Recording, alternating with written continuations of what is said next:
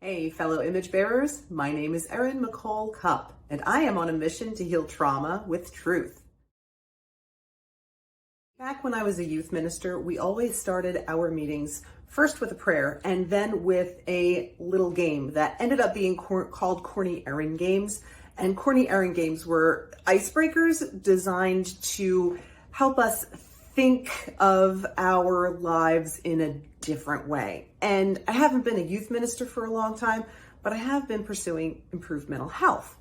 And I've discovered that there are lots of games that can be used the same way in a group or even just in my own mind. And I would love to share one of those games with you today.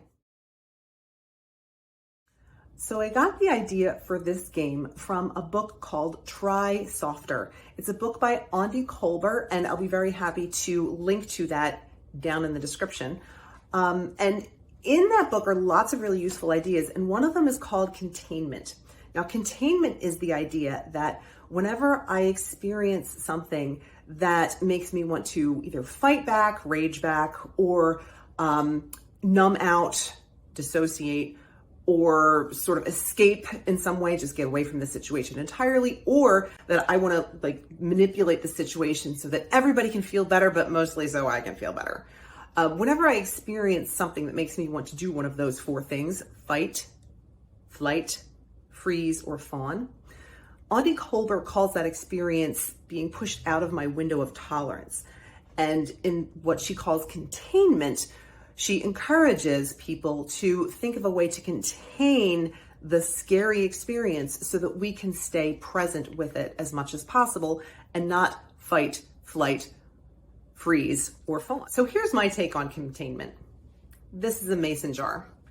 It's not just a mason jar right now, it's a container, and it's containing a little something that if insects kind of squick you out, you might not want to watch necessarily the next minute or so of this video.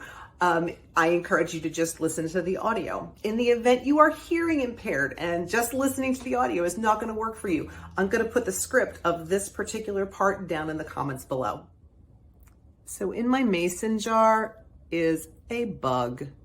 It's a stink bug. I really don't like insects very much. I'm especially not fond of stink bugs, but here's the thing. It's in this jar. Where'd he go?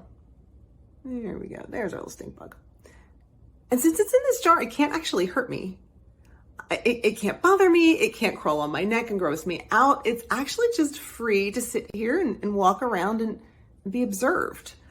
Since it's contained, I am free to just observe this little stink bug without having to hurt it, without having to make it easier on me to deal with. It's just here, it's not being harmed, and I am not being harmed by it.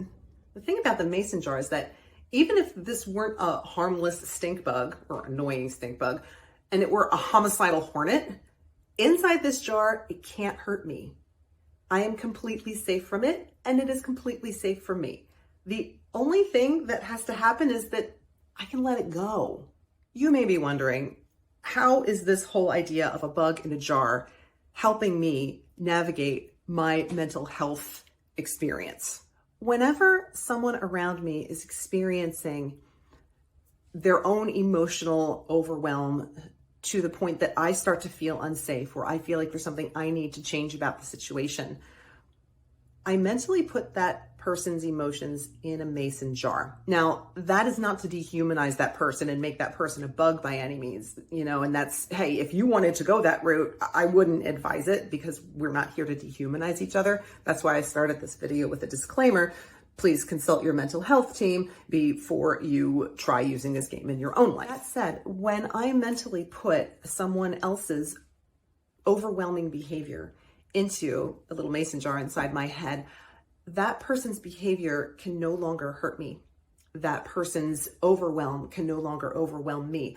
I am free to be curious about it and learn from it and stay present instead of having to fight that person on their emotions, freeze and shut down, try to fix things for them to make them better, or to just numb out on something that's not actually connecting me to that relationship with that person. When I develop the practice of observing people and letting them be who they are in their moments without having to change them or run away from them, I take this chess game that's been in my head out of the picture.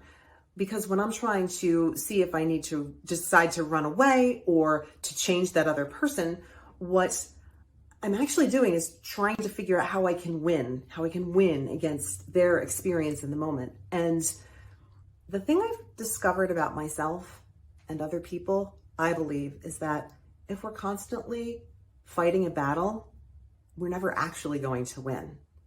And learning to observe in those intense situations has helped me take the competition out of my relationships and turn them more into relationships. So somewhere in this video, I'm definitely going to link to Aundi Kolber's Try Softer, as well as to my own book, All Things New, Breaking the Cycle and Raising a Joyful Family. One more little link I want to offer you.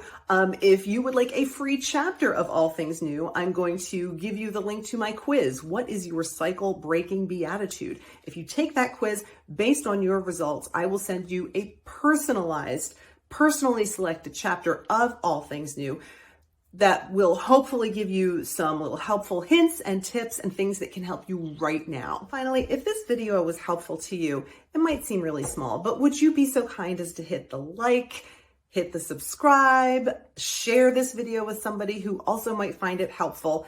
It might seem like a small thing to do, but it is an act of service to share what you have learned with others.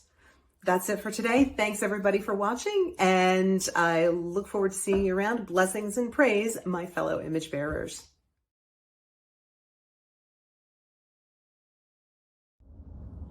Okay, little friend, time to be free. Go ahead. Okay, well, whenever you're ready.